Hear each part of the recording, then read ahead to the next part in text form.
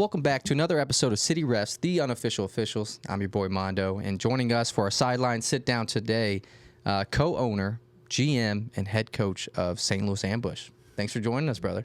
Thank you very much for having me. I really appreciate it. Absolutely. Yeah, you're doing a lot for us, so we wanted to make sure we got you a City REFS shirt straight out the gates. Nice. That's awesome. Yeah, so that one's for you, man. Beautiful. Thank you very much. That's awesome. Yeah, people sleep in them all the time. Looking forward to it. So I was checking out the resume I was going through, and I was like, man, you have an impressive resume. I appreciate that. Yeah, Thank you absolutely. Very much. But we're going to keep it a little light. So I saw that you love to golf and fish on some of your hobbies.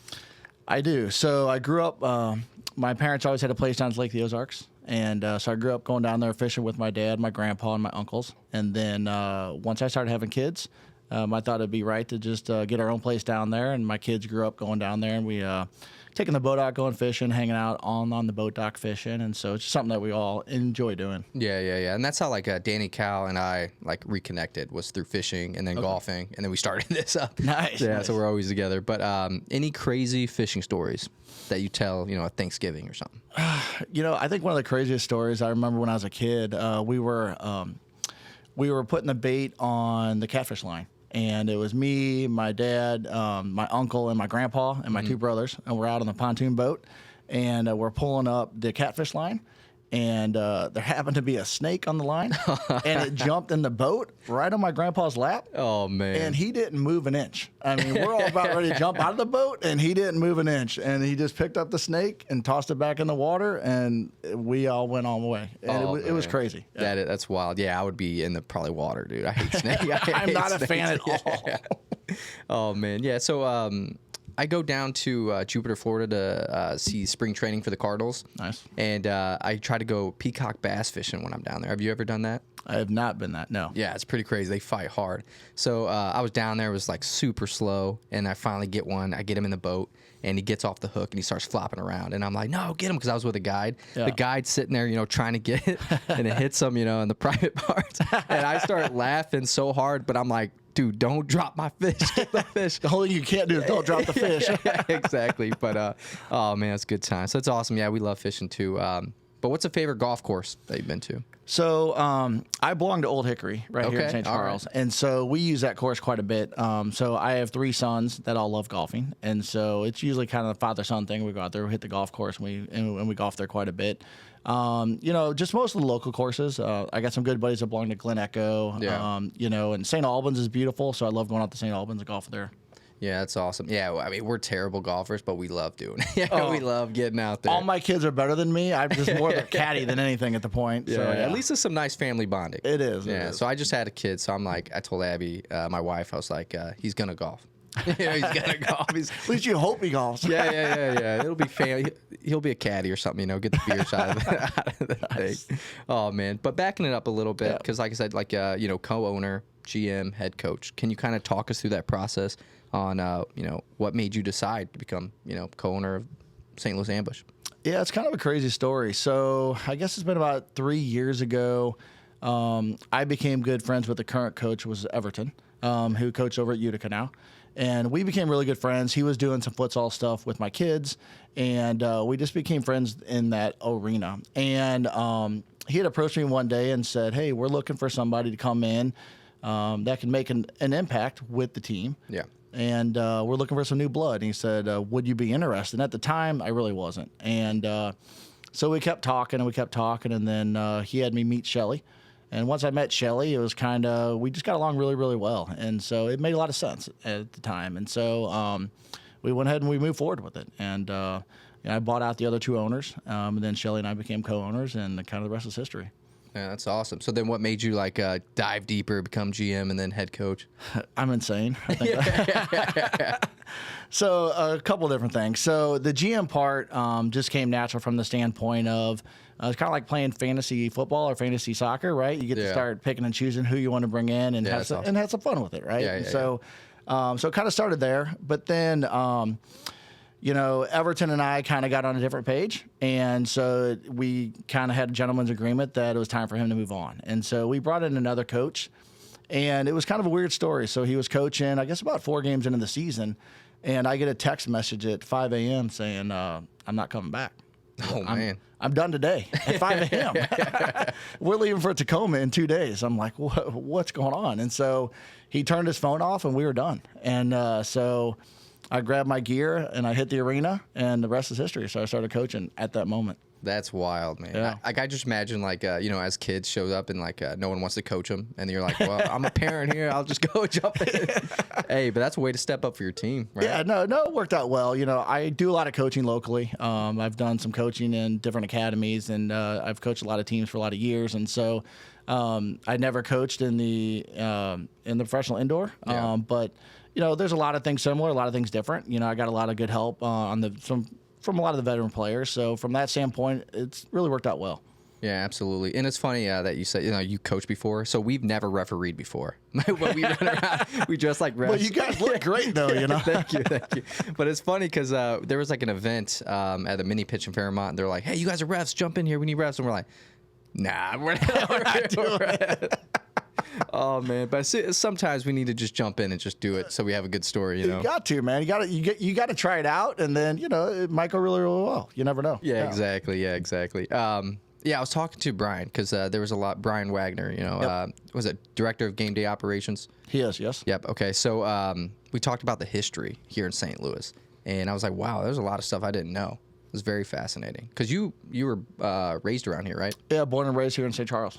Yeah, which is awesome. So, yeah, you're familiar with the history here. So, would you say that St. Louis is the soccer capital of America? I kind of figured that question might be coming up. I would say without a doubt, St. Louis is a soccer capital. There's no doubt in my mind. Yeah, there we go. Even Lucas Barlow, who's like from Kansas City, he's like, man, I was raised there, and I don't know why they said that, but but it's funny because KC's still a huge rivalry here, right? They are. KC is one of our biggest rivalries, and usually we play them on opening day. But this year they changed it up on us. So we have Milwaukee on opening day, and we play KC. I think it's probably the third game of the season. Third game of the season. Oh man, that's pretty exciting. So moving on, on that note, moving on to some more exciting announcements. Yeah. Like you guys made it a big focus to expand on the fan experience here. Yep. Which was crazy because we had a meeting a while back because I know it all started from a Facebook thread. For sure. Which is insane. No doubt. Yeah. So Brian got, a bunch of the supporter groups and, people that were at the city games that were excited and wanted to know more about the ambush, right? Definitely. Which I thought was incredible that you showed up and wanted to be there, wanted to hear from the fans. That was pretty wild. Yeah, no, I think from an ownership standpoint, but even really from the coaching standpoint, for me to have the fans interact as much as possible, I think that's really important for us, right? Yeah, I think, and even for the community, right? And I think, seeing what kind of support you guys have given to the city team and everything that's going on down there, for me, it was natural to say, how do we continue this, right? Right. What can we do to entice you guys to come here and help out the indoor team? And I think, I thought the meeting went really, really well. I think we're willing to pitch in whenever possible, and how do we help out? And I think it's going to be a good relationship. Yeah, absolutely. And I mean, just being in the meeting, because I know the first, we had a few people, and it's growing. It is the excitement it's is growing fast, actually. Yeah. People are, catching wind, and it's pretty wild because you guys didn't have a supporter section, designated area, right? Prior to this? Prior to that, we did not have a designated area, correct? Yeah, yes. But you guys have, I do want to say this, you guys had loyal fans that show up, support since day one. So this isn't a new supporter group. This is just in addition, more the merrier. Correct. Yeah, and I think they're a little bit different from the standpoint of, I think our long-term supporter group, they're there day in and day out for the players, right? I think they do a great job of showing up, and I think kind of what we're adding to it is a little bit of a different atmosphere at the arena too, right? Yeah. I think, I think that's important to grow the fan base and to grow the sport here too. Oh yeah, and just for the viewers, we're talking flags, drums, tifos. All has to be approved to a certain point. Well, I was at the last minute, and I heard trumpets, I heard trombones, I heard a little bit of everything. So this could be a wild show. You never know. And you're welcoming all characters, right? It's just all characters. I think you got to show up to be able to see it, but it's going to be pretty crazy. Yeah, it's going to be wild. and for the viewers, you're going to see a lot of familiar faces. We're talking No Goal Patrol, the Fandalorians, Santos, of course, the City Refs. We're all about it. We're all extremely excited. And by the way, usually there's another referee running around with me. For sure. Yeah, he had some, family to take care of, so he couldn't be here today. But, he was a little disappointed he couldn't make it. As long as he's at the next one, then we're all good. Yeah, exactly. But it was awesome to see everyone collaborating, between you, Shelly, Brian, and then the new supporters that you're bringing on.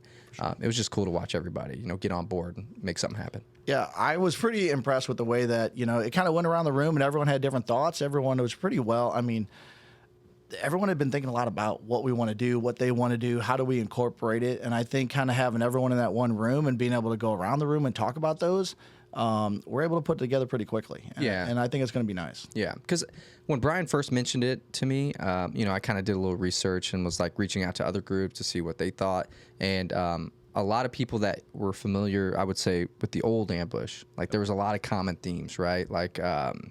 This is how it's always been. This is how it used to be. Can you say, since you've taken over with Shelly, how has it changed? Yeah, I think the biggest thing that we're trying to do is not look at everything the way that it was, right? And I know we have a lot of history with the team and with the sport here in St. Louis, but I think, what we're trying to do is how do we change with the times? How do we get to where we need more engagement? It's not the same. The game on the field is pretty close, right? But everything's not the same. And so what do we need to do to kind of reinvigorate people, to get them to come back out? And I think, having these groups, having these supporter groups, having the ideas, I think that's important. And I think, us as an ownership group, we're open to any and all thoughts and ideas. Can we do all of them? Probably not, but we're going to try and do as many as we possibly can. Yeah, and that's awesome to hear, because I hear you're a soccer guy through and through. I am, yes. I love soccer through and through, yes. Yeah, it's just awesome because you get it, and I could tell in that first meeting, I was like, here's a guy, who loves the sport, loves this team, and is willing to do, what it takes to make it successful. Definitely.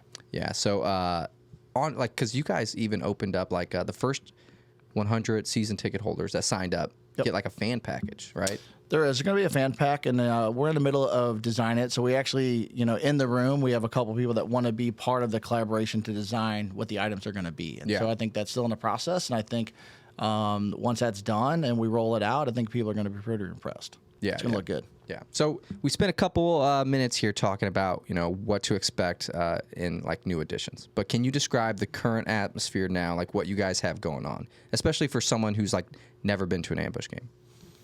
As far as in the games, you're talking about where we're at in this part of the preseason, or what are you talking about? Yeah, just the atmosphere, what to expect when they come, from a fan experience, from the players, all of that. Yeah, so I think from kind of from the fan experience, what you're going to see is you're going to be up close and personal, right? The players are going to be, you're going to be extremely close to all the players, right? Even during the game, they'll come over to the sidelines, they'll give some high fives to kids. And so from that standpoint, it's a little bit different than being at an outdoor game or even being at a hockey game or something else that might be out there. And then after most games, we allow the fans on the field. So we do autograph sessions. So a lot of the fans will come right on the field. But during the game, it's high action, right? With the walls, with the boards, the ball rarely goes out of bounds, right? Yeah. So it's high action, high goal scoring. So you're gonna, everyone's interacting on both sides. Yeah, and there's a DJ. We have a full-time DJ. We'll get the crowd going at some of the low point moments, wherever, might be a downtime and the ball might go out of bounds. The DJ will play. Yeah. But it sounds like that might be changing a little bit with some of the groups that we're bringing in. So I think you might see something new. Yeah, looking forward to that. And I saw theme nights because the Fandalorians were super excited about Star Wars night or something. Yeah, Star Wars night is going to be a big night for us. I've already seen the jerseys. They have not been revealed yet, but I've seen them. The jerseys are pretty awesome. And so, so we will have 2 or 3 different theme nights. We're going to have Star Wars, and one we have the breast cancer. So we'll have some really nice pink jerseys for that one. So we try and do maybe 2 or 3 different theme nights throughout the year. Yeah, that's pretty cool. And then you're revealing, so we're recording this a little bit early, so this will, release on next Tuesday, but you're revealing your jersey tonight. Yes, sir. So I'm looking forward to that, at least seeing it. I saw them for the first time today. So I saw pictures months ago, but today I actually saw the jersey and held the jersey. They look really nice. People are going to be impressed. You got the approval? Got the approval. Jeff Locker approval. Yes, sir. All right.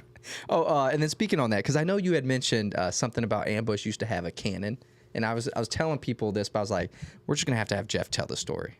Yeah, so from my understanding, Ambush used to have a cannon that every time they would score a goal, the cannon would go off, right? But I think after the last group had, kind of folded prior to their current Ambush, they had gotten rid of the cannon. But my understanding is someone here local has the cannon. And so I'm trying to get in touch with that person to see if we can't get the cannon back. I would love to bring the cannon, reinstate the cannon. I think it would be a cool tradition to bring back. Now, what gets shot out of this cannon? I'm not exactly sure. It's some type of pyro. So, I mean, it's got to be, I don't know if it's a big powder puff, a big firecracker. I have no idea. So, but I heard it's pretty cool. Yeah, hopefully we find out soon. But getting into the team a little bit, so I know, or we heard that there were a few exciting signings recently. Yeah, so we just had a big announcement on Tuesday. We're bringing in a new defender, James Togba. He's coming over from the Kansas City side. So James is a veteran defender within the league, very highly ranked. I would say probably top 5, top 8 defender. We brought in Mike Da Silva. We brought in Ali. So we brought in, 3, 4, 5 new guys to the team. That's only going to make us even more dangerous. We had an extremely fast team last year, and everyone we've added has extreme speed. And so you're going to see some new guys who I've not named either that are kind of under the radar guys. Yeah. That when you come out and you see them play, it's going to be pretty exciting. Man, yeah, I was looking forward to that because, I saw a few names and I started looking them up. I'm like, all right, this going to be exciting. It is. Yeah, and then I also saw, is it mandatory, the tryouts that you guys host preseason? I thought there was like some kind of... Yep. So we have tryouts preseason locally, but then there's also a combine that they hold once a year for anybody around the country that wants it. So this year it was in Utica. Mm-hmm. It was up in New York, but we hold ours locally as well. We held it, I don't know how many weeks ago now, but we did pick up a couple guys from there that are local talent that were given a shot to see if they can't cut it. Okay, awesome. And then can anyone try out? Anyone can try out. I don't know if anyone wants to, but yes, anyone can try out. Yes. We're calling Varsity Dan. Maybe we'll have a petition. Like if it gets a certain level, he has to try out, see what he can do. I think we should do it. That'd be crazy.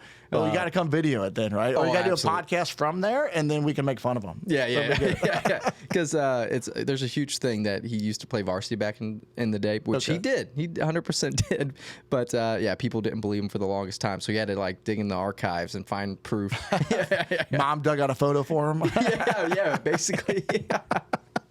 Oh man, that is hilarious. So we're extremely excited for this season, everything that you're doing. Anything else that you want to share with the fans to get them pumped up for this upcoming season?